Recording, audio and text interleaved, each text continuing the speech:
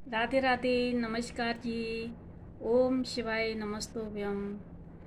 तो दोस्तों, सोमवार का व्रत तो आप लोग रखते ही होंगे, लेकिन सोमवार के व्रत के बारे में आपको कितनी जानकारी है ये तो मुझे नहीं पता। लेकिन मैं आज आपको एक बहुत अच्छी कहानी सुनाती हूँ सोमवार का व्रत रखने वालों के लिए। जो हर सोमवार का व्रत रखते हैं उनकी मतलब उसमें क्या क्या होता है और कब तक व्रत रखा जाता है।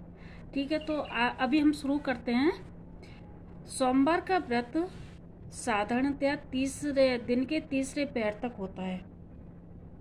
व्रत में फलाहार या पारण का कोई खास नियम नहीं होता है, किंतु यह आवश्यक है कि दिन रात में केवल एक समय भोजन करें।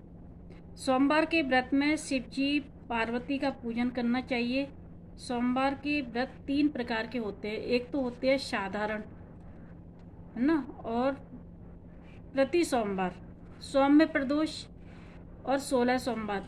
विधि तीनों की एक जैसी है। शिव पूजन के पश्चात कथा सुननी चाहिए। और प्रदोष व्रत 16 सोमवार, प्रति सोमवार कथा तीनों की अलग अलग है जो आगे लिखी गई है। मैं अभी इसकी कथा सुनाती हूँ आपको। एक बहुत धनवान साहूकार था जिसके घर धन आदि किसी प्रकार की कोई कमी नहीं थी, परंतु उसको एक दुख था कि उसके कोई पुत्र नहीं था। वह इसी चिंता में दिन रात रहता था। वह पुत्र की कामना के लिए प्रति सोमवार को शिवजी का व्रत और पूजन किया करता था तथा सायंकाल को शिवजी मंदिर में जाकर शिवजी के श्री विग्रह के सामने दीपक जलाया करता था। उसके इस भक्ति भाव को देखकर एक समय श्री पार्वती जी ने शिवजी महाराज से कहा कि महाराज, यह साहूकार आपका अनन्य भक्त है और सदैव आपका व्रत और पूजन बड़ी श्रद्धा से करता है। इसकी मनोकामना पूर्ण करनी चाहिए। तो शिवजी ने कहा कि हे पार्वती, यह संसार का कर्म क्षेत्र है। जैसे किसान खेत में जैसा बीज बोता है वैसा ही फल काटता है, उसी तरह इस संसार में प्राणी जैसा कर्म करते हैं वैसा ही फल भोगते हैं। पार्वती ने अत्यंत आग्रह से कहा, महाराज, जब यह आपका अनन्य भक्त है और इसको अगर किसी प्रकार का दुख है तो उसको अवश्य दूर करना चाहिए, क्योंकि आप सदैव अपने भक्तों पर दयालु होते हैं और उनके दुखों को दूर करते हैं। यदि आप ऐसा नहीं करेंगे तो मनुष्य आपकी सेवा तथा व्रत क्यों करेंगे।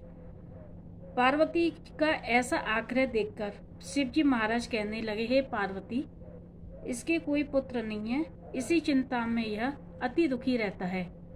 इसके भाग्य में पुत्र न होने पर भी मैं इसको पुत्र की प्राप्ति का वर देता हूँ, परंतु यह पुत्र केवल 12 वर्ष तक जीवित रहेगा। इसके पश्चात वह मृत्यु को प्राप्त हो जाएगा। इससे अधिक मैं और कुछ इसके लिए नहीं कर सकता। यह सब बातें साहूकार सुन रहा था।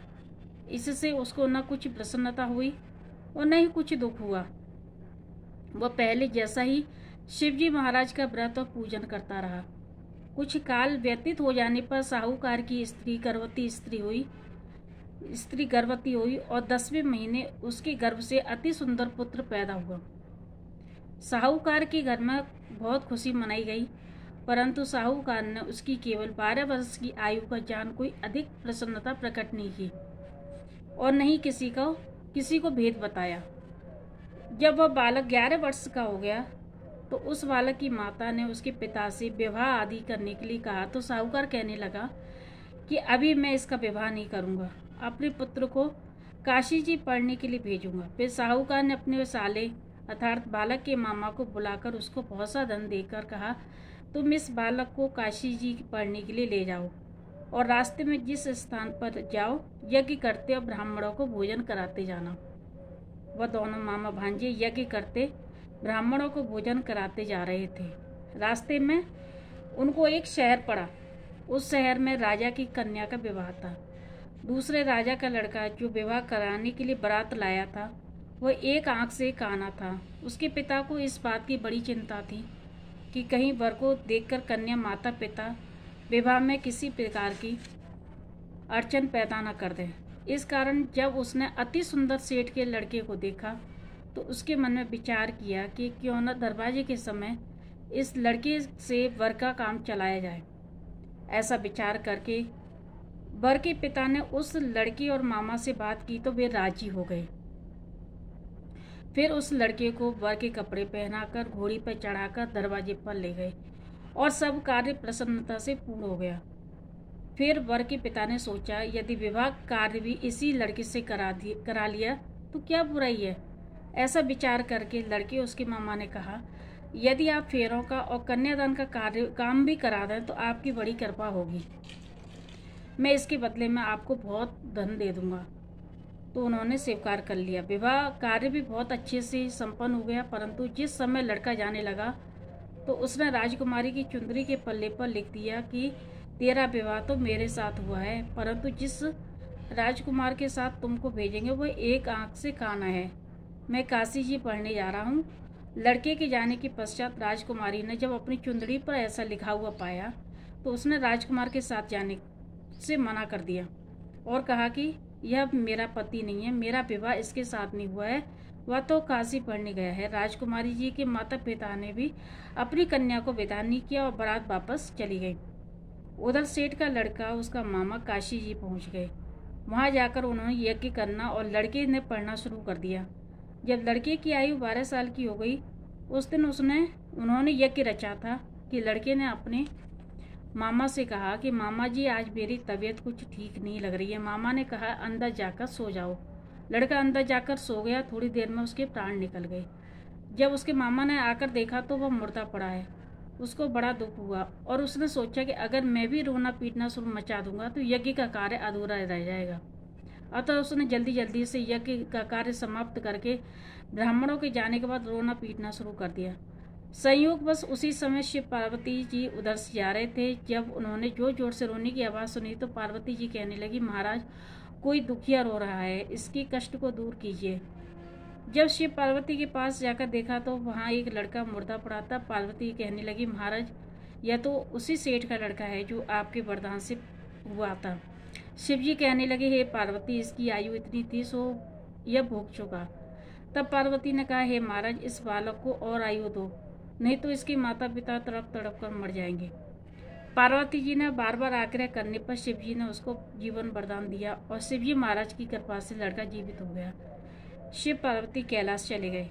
वह लड़का और मामा उसी प्रकार यज्ञ करते और ब्राह्मणों को भोजन कराते अपने घर की ओर चल पड़े। रास्ते में शहर में आए जहाँ उसका विवाह हुआ था। वहाँ पर आकर उन्होंने यज्ञ आरंभ कर दिया। उस लड़के के ससुर ने उसको पहचान लिया और अपने महल में ले जाकर उसकी बड़ी खातिरदारी की।